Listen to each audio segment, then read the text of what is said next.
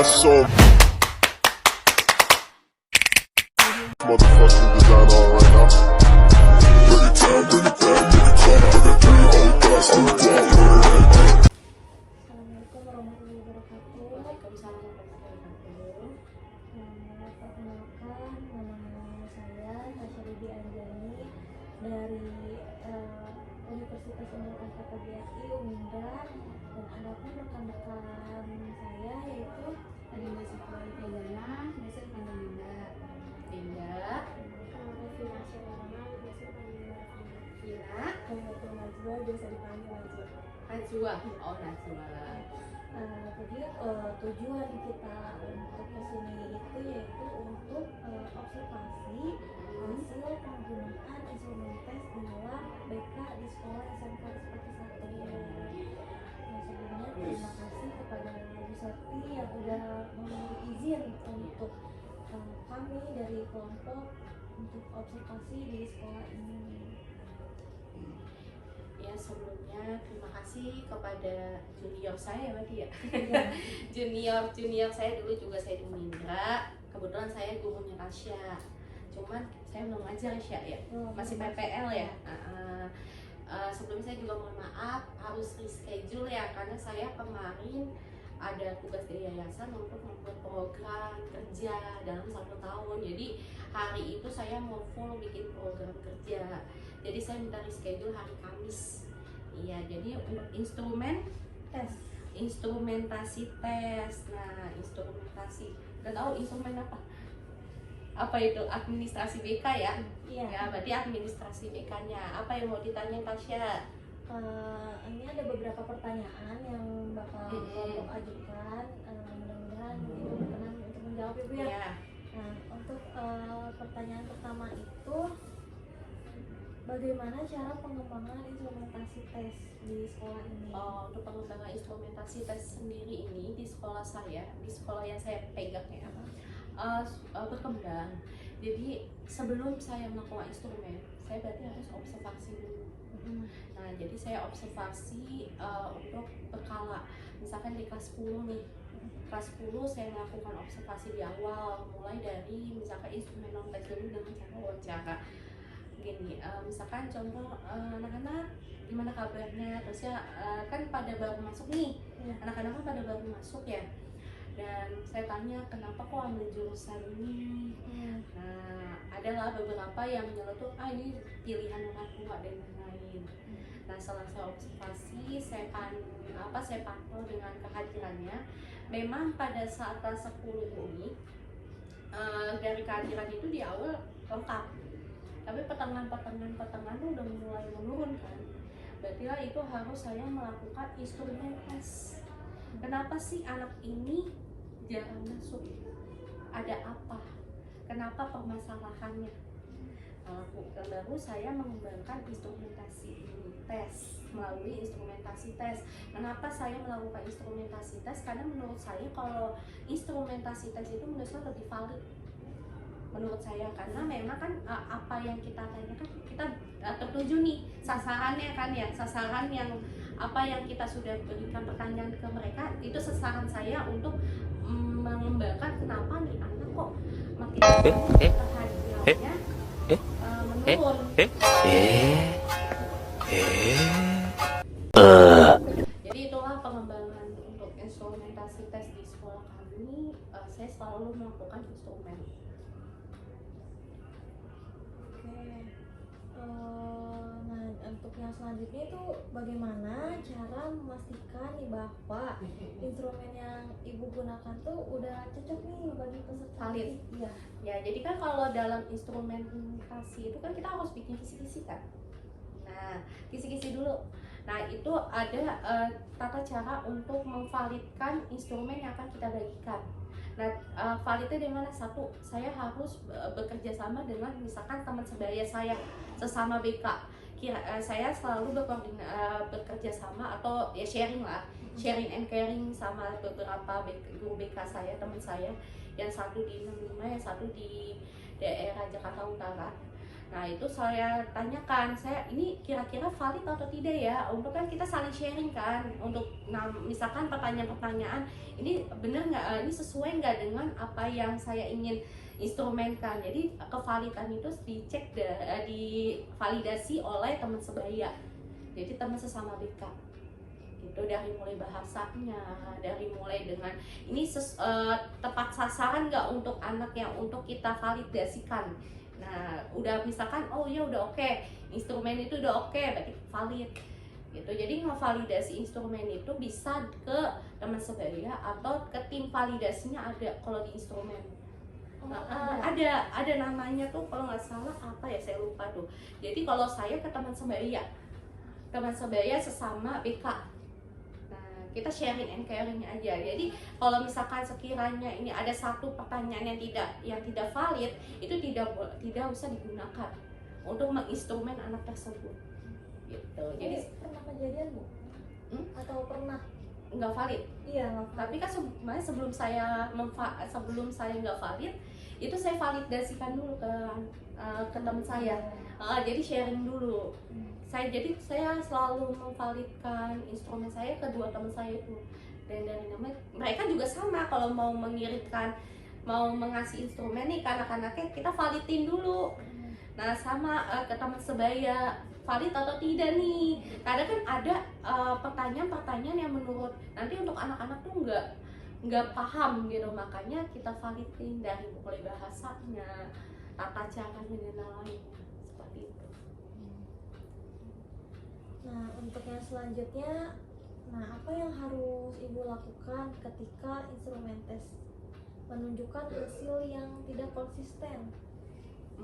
Kalau instrumennya tidak berarti hasil instrumennya itu tidak konsisten atau nggak valid nih, kurang valid gitu. Jawabannya? Iya, hasilnya. Oh, jadi kalau misalkan ya instrumen yang saya berikan itu ada yang beberapa tidak konsisten atau tidak valid. Nah, makanya itu yang tadi saya sampaikan di awal. Jadi sebelum saya melakukan instrumen, saya observasi dulu anak-anak.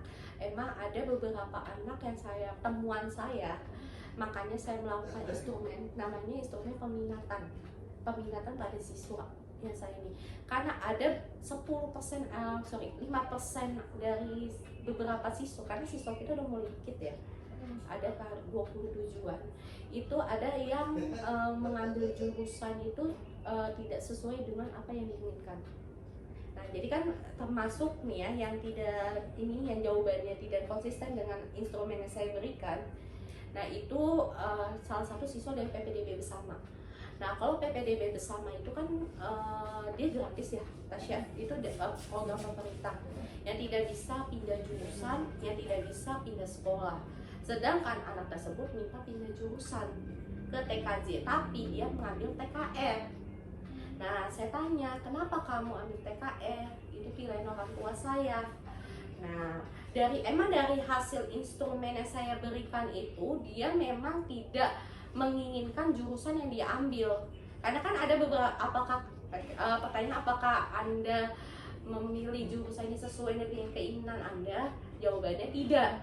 Nah, maka itu saya lakukanlah observasi ulang. Kenapa kok bisa dia menjawab tidak, sedangkan dia ngambil jurusan TKR.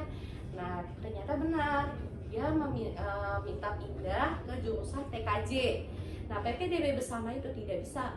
Nah, maka dari itu dia mulai tuh nggak masuk. Di pertengahan itu udah mulai kehadirannya udah mulai menurun. Nah, alasannya itu, makanya saya panggil orang tuanya, saya panggil anaknya, saya berikan saat ini adalah berikan motivasi, karena memang tidak bisa pindah jurusan. Jadi memang saya selalu beri motivasi kepada mereka, motivasi kepada anaknya, pembelajaran untuk kedepannya. Mungkin itu aja yang saya bisa berikan kan. Saya melakukan konseling kan, jatuhnya kan saya panggil, saya melakukan konseling individu, dan alhamdulillah sudah mulai rajin, peningkatan kehadirannya sudah mulai meningkat. Jadi hasil instrumentasi yang itu saya kenapa dia bisa tidak sering nggak masuk, karena saya lakukan peminatan itu ternyata apa yang dia pilih saat ini dia tidak minat. Yang minat itu orang tuanya, bukan dianya gitu. Dia pengennya TKJ tapi orang tuanya milih TKR gitu. Jadi masih untuk sampai saat ini masih ada kasus yang seperti itu. Masih banyak kok. Dari yang baru lulus kemarin ini banyak yang pengennya ngambil multimedia, tapi karena orang tuanya gak mampu, ya dia nyarilah sekolah yang maksudnya yang biasa, dan maksudnya yang terjangkau harganya. Yang nggak mau dia harus ini. Cuma alhamdulillah kalau yang satu ini nggak kayak yang Sebelumnya. ini. Kalau ini kan benar-benar berotak nggak masuk ya. Kalau ini alhamdulillah rajin. Cuman dia selalu saya berikan motivasi, emang kita harus, walaupun kita nggak sesuai dengan pilihan kita harus belajar untuk mencintai apa yang udah kita pilih gitu ya, untuk nanti kita combine lah ilmunya. Misalnya, oh ya kamu punya ilmu multimedia nih nak, jadi kamu harus combine dengan ilmu kamu yang saat ini. Sama, saya juga sama, nggak sesuai dengan jurusan yang saya inginkan, tapi ya saya harus bisa belajar untuk mencintai jurusannya saat ini. Dan alhamdulillah sampai sekarang gitu sih. Jadi itu bisa jadi motivasi untuk kita gitu. Jadi yang kayak udah terlanjur, jangan sampai nanti kita tenggelam. Kita harus berusaha untuk belajar merangkak sampai daratan, seperti itu. Untuk selanjutnya, bagaimana memilih jenis instrumen tes yang tepat untuk tujuan tertentu? Memilih instrumen tes yang tepat untuk tujuan tertentu. Oke, jadi untuk memilih instrumen tes yang tepat itu, yang tadi saya sampaikan, saya harus melakukan konsultasi dulu. Jadi saya tidak bisa asal, misalkan contoh nih, saya mau bikin instrumen tes bakat. Nggak semuanya anak itu bisa kita lakukan dengan instrumen tes dengan metode itu bakat, misalnya materi bakat tidak bisa. Cuma kita lihat dulu, kita tarik dulu ke belakang, kita observasi dulu apa yang anak ini permasalahannya apa, baru kita buat instrumen tes yang tepat. Kayak tadi pas pertama awal saya tanya, kayak observasi dulu dong saya, kamu ngasih jurusan ini karena apa?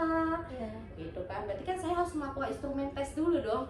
Berarti tentang apa nih yang cocok untuk yang banyak siswa yang tidak sesuai dengan pilihan dia, berarti tentang minat. Berarti saya buatlah instrumentasi tes minat gitu. Lalu Bu, selanjutnya bagaimana instrumen tes bisa digunakan untuk mengevaluasi hasil pembelajaran peserta didik? Bagaimana Instrumen tes bisa digunakan untuk mengevaluasi hasil pembelajaran dari peserta didik.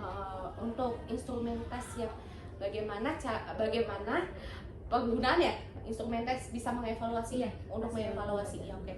Jadi untuk setelah instrumen tes ini saya lakukan, nah saya itu biasanya saya ini tuh saya datakan menggunakan ada kualitatif sama kuantitatif. Biasanya saya pakai kualitatif kan. Nah metode kualitatif nih. Nah jadi saya biasanya laporin ke wali kelas, Bu, Pak, ini anak ini punya permasalahan di sini nih Pak. Jadi saya koordinasi dengan wali kelas bahwa anak tersebut salah jurusan. Nah mungkin nanti saya sebagai BK dan Ibu sebagai wali kelas atau Bapak wali kelas untuk memotivasi gitu, karena memang siswa ini kan PPDB sama yang nggak bisa pindah jurusan dan tidak bisa keluar gitu. Jadi saya selalu koordinasi ke wali kelas dan melaporkan ke wali kelas gitu. Jadi kita bareng-bareng panggil orang tuanya, terus kita bikin surat biasanya kan kita motivasi dulu nih, kalau misalkan dia masih melakukan berulang-ulang baru kita mengeluarkan surat pernyataan seperti itu. Berarti guru mata pelajaran juga penting ya? Iya, penting. Jadi kan ada kan, karena memang namanya beda jurusan, biasa gitu loh Mbak. Dia kan pengennya TKJ, berarti dia pengen komputer, berarti dia TKR itu sama sekali dia tuh nggak mudeng gitu loh, nggak mudeng sama sekali, karena emang bukan pilihan dia, tapi pilihan orang tuanya gitu. Karena memang dia sudah ibarat kata udah terjerumus, jadi ya itu motivasi kita adalah kamu harus bisa belajar mencintai pelan-pelan gitu. Jadi emang di pertengahan itu dia udah mulai nggak masuk, udah jalan masuk, tapi kesini udah masuk, tapi dia nggak kemana-mana, ternyata ada di rumah nggak ngapa-ngapain. Kan dikira kan kabur cabut lagi, enggak, di rumah. Dan ternyata kami sudah menjelaskan ke orang tuanya bahwa anak ini tidak minat sama pilihan ibu tuh, tetapi memang orang tuanya sudah tahu anaknya ada di rumah. gini kan Bu, berarti dari sini kan wali kelas kan berpengaruh. Nah, bagaimana kalau misalkan wali kelasnya tidak mendukung atau cuek gitu Nah, terhadap itu harus kita dorong. Jadi wali kelasnya juga kita harus dorong. Alhamdulillah sih kalau untuk saat ini wali kelas selalu koordinasi sama kita. peserta ya? Gitu. Jadi emang kolaborasi antara Dika, wali kelas, guru mapel, kesiswaan itu harus kolaborasi dan kepala sekolah. Dan semua di sekolah itu kita harus berkolaborasi. BK itu nggak bisa kerja sendiri, Iya. harus berkolaborasi semua. Paling yang penting itu urutannya BK, wali kelas, mapel, wali kelas sampai tangan BK. Gitu. Nah, selanjutnya Bu, bagaimana kriteria suatu tes sehingga dapat dikatakan baik? Kriteria Suatu tes sehingga dapat dikatakan baik. Oke, untuk kriteria suatu tes yang dikatakan baik ya, hasilnya kan ya jatuhnya ya. Iya. Nah, jadi kalau untuk hasil itu sendiri kriteria yang baik yaitu sesuai dengan apa yang saya berikan, maksudnya instrumen yang saya berikan itu tepat sasaran satu ya, dan itu sesuai maksudnya sesuai dengan sasaran tersebut nih.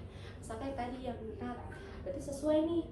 Oh berarti sesuai nih apa yang saya berikan, dia sesuai. Oh ya dia berguna.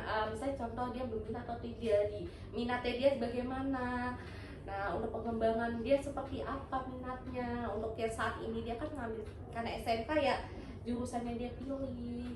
Ya itu kalau menurut saya ya tepat sasaran itu menurut saya sebenarnya baik hasilnya. Gitu. Berarti kayak tadi tuh hasil kan baik. Tepatkah sasaran saya ketika ternyata dia kenapa tidak masuk sekolah karena karena dia nggak sesuai dengan minat dia nih. Kita tepat kan itu baik kan instrumennya. Berarti instrumen yang saya berikan itu tepat sasaran. Kenapa alasan dia nggak pernah masuk karena dia kasarnya gimana ya, berontak lah. Itu bukan pilihan saya, itu pilihan orang tua saya kan gitu. Kenapa orang tua milih itu? Kan saya nggak mau jurusan itu. Kenapa orang tua milih itu? Itu berarti tepat sasaran menurut saya gitu. Selanjutnya bagaimana Banyak ya? cara Ada berapa soal? 4 lagi Bu. Berapa lagi? 4 lagi. Oh, 4 lagi. Bagaimana cara menentukan jenis tes yang sesuai untuk digunakan dengan materi yang ada dalam mengevaluasi pesertanya?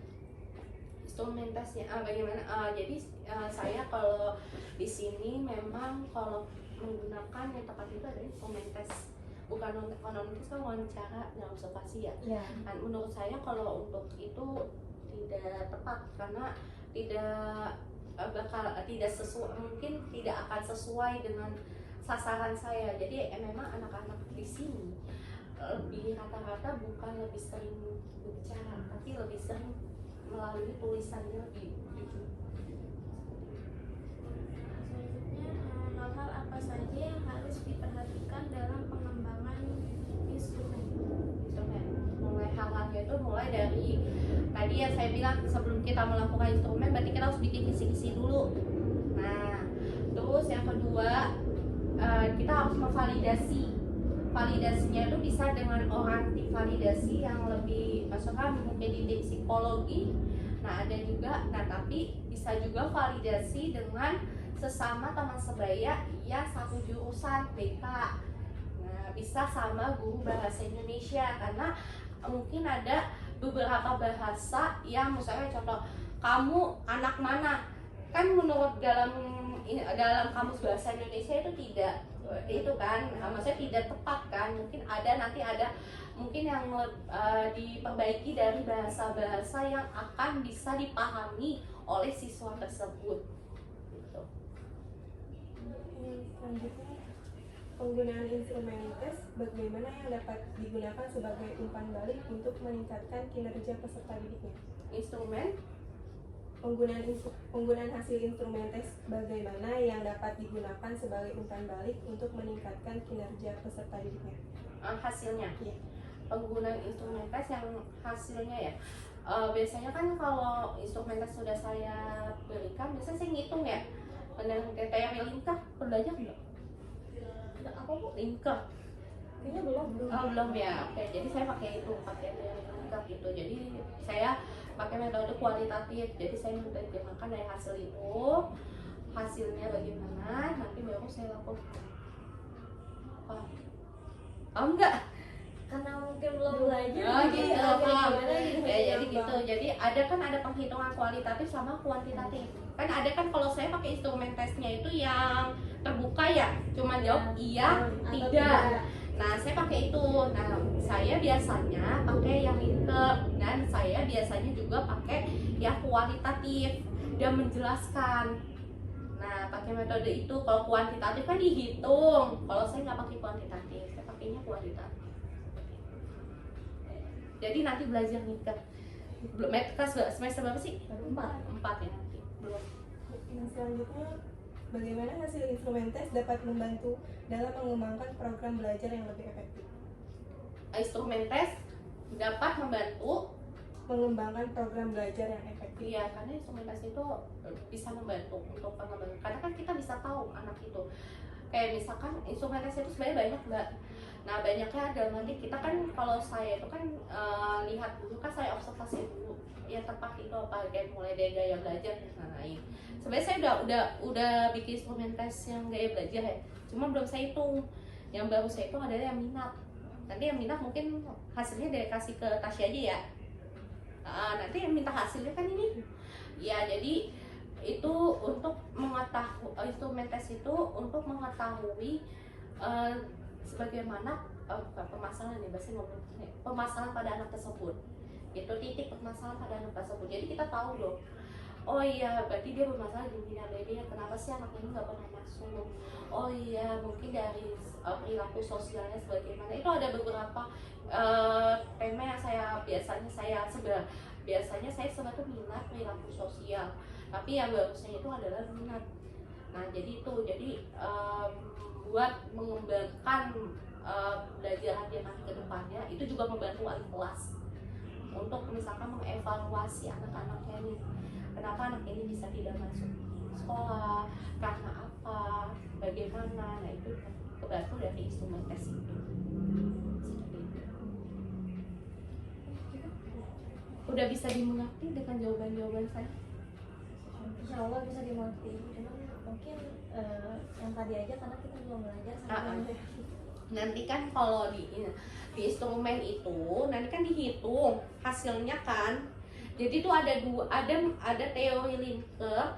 Biasanya sih kata-kata pakai lingkar ya. Kalau saya lebih mudah, kalau menurut saya pribadi pakai teori lingkar. Saya ada di skrip saya tadi saya bawa. Bentar. Coba nanti. An hour later. ini potong aja. Ini skripsi ibu. Iya, ini teman saya. Teman saya tuh karena dia pakai kuantitatif. Kalau pakai kuantitatif biasanya lebih banyak. Buset bu, tebel banget. Nah nanti kalian harus berhadapan dengan ini. Berarti kalau pakai instrumen tes itu jadi kejawab semua ya Bu? Iya, nah ini saya pakai instrumen tes angket.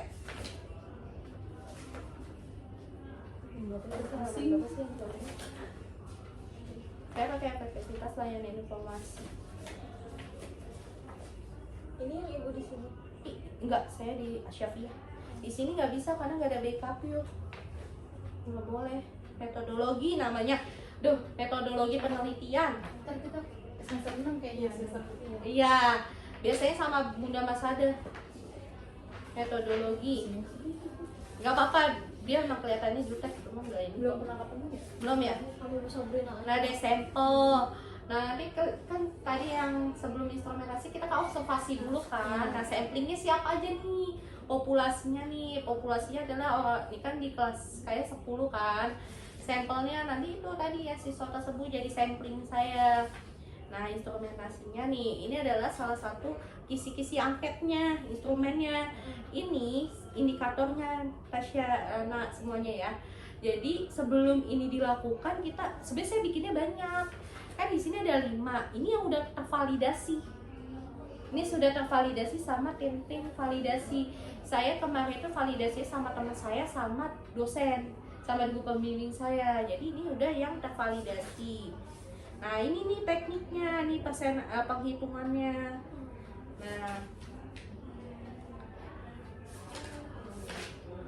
hasil penelitian. analisa data. Nah ini nih yang udah kevalidasi Kak, apakah guru bimbingan dan ruang menjelaskan tentang layanan informasi yang ada di sekolah.